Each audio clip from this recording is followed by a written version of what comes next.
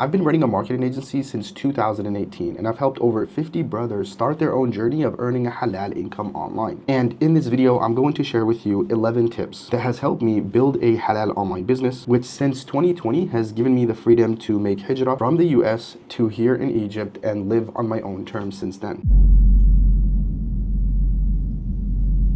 Your risk is already written for you. Whatever you're looking to achieve in life is already destined for you. Everything from who you'll marry, to where you will live, to the things and life events that will happen in your life, even down to the exact dollar amount that you will make. But you see, the problem here is that some people mistake this from inaction. They say, well, if everything is already destined for me, what's the point of actually trying to change my circumstances? But you see, this is a flawed way to think about it. Wishing for a better life, but not actually taking action to change your circumstances is wishful thinking and not tawakkul. The Prophet, peace be upon him, said, tie your camel and then put your trust in Allah. In other words, we need to show up and do the best that we can do, and then we leave the rest to Allah subhanahu wa ta'ala, as opposed to settling for where we are in life and just saying that this is what Allah destined for me without actually trying to change our circumstance. You need to do more than what you think you need to do. By default, us human beings underestimate the amount of volume that we need to do to reach a specific outcome. And this applies to everything, whether that is trying to learn a new skill, the amount of clarity and communication that you need to have with your team, or the amount of outreach that you need to do to land your first client or scale to the next milestone. We always underestimate this. I heard this from a clip from Hermosi, and it really changed the perspective of the amount of volume that I need to do to reach a specific outcome, which is that volume negates luck, meaning you do so much volume that luck is inevitable. So whatever that number that you have in your head is, the number that you need to do to reach a specific outcome, 10x that number. And that's what's gonna require you to actually reach that outcome that you're looking for. You don't need to know everything to get started. The number of people who think that they need to know everything in order to actually get started in business is honestly too much to count. You see, you don't need to know everything in order to get started. You need to do your due diligence and do enough and eventually get started. I've seen this too many times where a lot of newbie entrepreneurs spend too much time trying to figure out all the nitty-gritty details, thinking that they can get started until everything is perfect. But the reality is that perfection never comes. You see, it's through the action that you take where you understand certain things from the feedback that you are getting, which will allow you to pivot and make the necessary changes. That action provides information, and through that feedback, you're able to iterate and adjust. It's kind of like reading a book on how to shoot a basketball. You can read all the books on the world on the topic, but you actually won't get good until you get on the court and actually shoot the ball. Moral of the story is that you need to, yes, do your due diligence, but eventually you gotta get started. And nothing really matters until you get started. You will only truly fail if you give up. You see, if you are in the right vehicle and you have the determination to succeed, I can almost promise you that success is inevitable. And the only way that you can truly fail is if you actually give up beforehand. When I was getting started and I would try to achieve something, but I don't achieve the outcome that I was looking for, I used to look at it as failing. But in reality, that is just part of the learning process. And a simple mindset shift from this is me failing to this is part of the learning process is what separates winners from losers. Because again, the only way that you truly fail is if you actually give up. And as long as you continue to iterate and learn from the mistakes and the setbacks, success is merely just a matter of time. Moral of the story is the person who is determined to succeed is the person who's able to endure the time frame from where they are now to where they want to be, whether that is a couple of months or a couple of years. But sadly, for 99% of people, that is not the case. The opportunity that you are in will dictate your financial situation. I truly believe that if you focus on one thing for long enough, you can actually succeed with it and make money, whether it is AI, dropshipping, affiliate marketing, or building your own e-commerce store. That said, there are opportunities that are worth pursuing over others. For example, one of the best opportunities that anyone can get into right now is anything that is AI related. If you compare that to starting a newspaper business, the idea here is to understand supply and demand, and ultimately understanding that making money comes down to helping people solve a specific problems that they are willing to pay money for. You need to become the customer that you wish you have. This advice is not only in business, but also in one's personal life as well. It's the same concept as treat people the way you want to be treated. In the context of business, when I was getting started, I was very hesitant about hiring other people to help me get to where I want to be, whether it was a course, one-on-one consulting, or buying a specific product or service. I would approach a lot of these discovery calls with a lot of skepticism, oftentimes wasting the other person's time, even though I knew that I wasn't gonna buy. But here I was expecting other people to buy my services, despite me being the exact opposite of the client that I wish I had. It was almost like treating people the way that I wouldn't want others to treat me. And believe it or not, changing this thing alone miraculously allowed me to close a handful of clients. And I'm not sure if it's because I approach these calls now with the understanding that I already invested in myself and actually got a good outcome, and maybe the person on the other side of the screen will achieve the same if they were to go ahead and buy my services. It just gave me this rush of confidence and conviction to actually go out there and be convicted in what I'm selling. Moral of the story is, you want a perfect customer? Well, you need to be that perfect customer as well.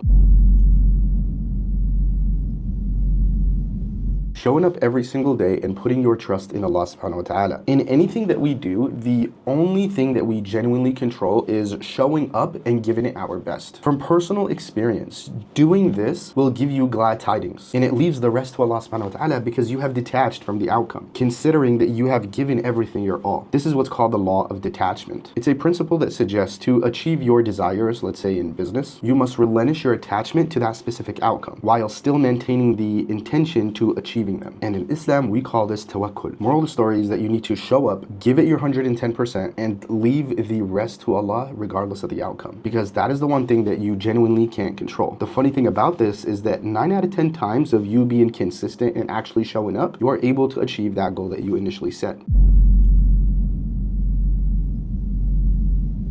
The ability to attract attention is the greatest asset that you can master. So I posted my first YouTube video a little over 9 years ago, and one of the biggest regrets that I have is not being consistent in sharing my journey early on. Here's why creating content and sharing your journey and the insights that you have online is powerful. Iman Ghazi has built multiple multi-million-dollar businesses simply by his ability to attract attention. And it all started from him sharing his journey at the age of 15 years old. Alex Hormozi was able to sell over $100 million in books in less than 2 days simply by posting over 100 pieces of content across social media for the last few years. And you look at a lot of the biggest creators and business people online, they follow the same exact protocol, sharing their journey or sharing their insights and being able to attract attention. It's not that you need an audience to succeed in business, but having an audience will significantly increase your chances of succeeding. Whether it is creating a group of people who will eventually buy from you, or being able to attract other like-minded people who can present you with opportunities that you otherwise wouldn't have access to.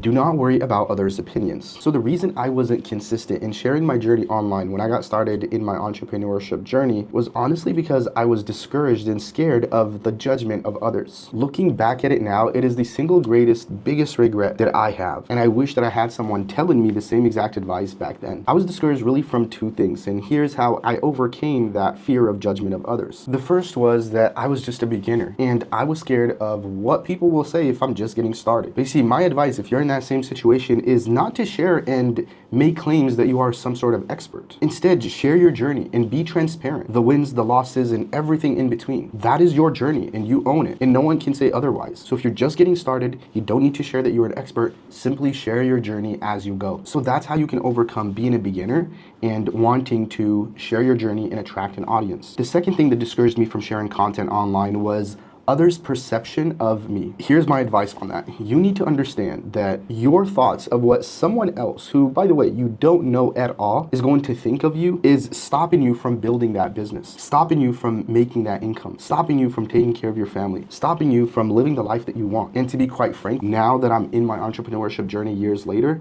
I would never give anyone the freedom to stop me from achieving these goals. What helped me have this mindset shift was understanding that the people who criticize you and judge you are most likely beneath you and probably make less money than you. They also probably have insecurities about themselves that they project on you, and they will probably never do business with you, which is a good thing. So take accountability and understand that being discouraged is you being selfish because of the opinion of others who you don't even know, and that is preventing you and your family from living the best life that you can have. Focus on providing exceptional service and money will follow. When we are getting started, we focus too much on the money and shortcut the fulfillment in which we provide to our customers. Our focus is money, but then we fail to realize that money only comes from providing exceptional services to our customers. And if that is the case, fundamentally, the biggest lever that you can pull is focus on getting your customers the best results possible. Because if you do that, then the money will follow. And people like Jeff Bezos and Steve Jobs built some of the most successful companies in the world by being obsessed about the customers. For example, in 2000, Steve Jobs said, one of our design goals is to make a phone that when people see it, they want to lick it. Jeff Bezos said, if a product results in a loss, then that's okay as long as it met the customer's demands. So the moral of the story here is if you want to make lots of money, focus on providing an exceptional service and the money will follow, rather than the other way around. Investing in yourself when you are getting started is the single biggest force multiplier. You see, when you're just getting started, you are limited in resources and you have literally everything going against you. Lack of skills, lack of confidence, lack of conviction. And during this time, your biggest asset is yourself. And the best thing that you can do is invest in yourself. Whether that's a course, coaching, consulting, the main idea is invest in the thing that is your biggest asset, which again is yourself. And once you scale, you can invest in bigger things like a bigger team, investing in the right assets, or buying entire companies where you simply just become a cog in the machine. But when you are just getting started, you are your biggest asset. So investing in yourself is the biggest force multiplier to get you to where you want to be.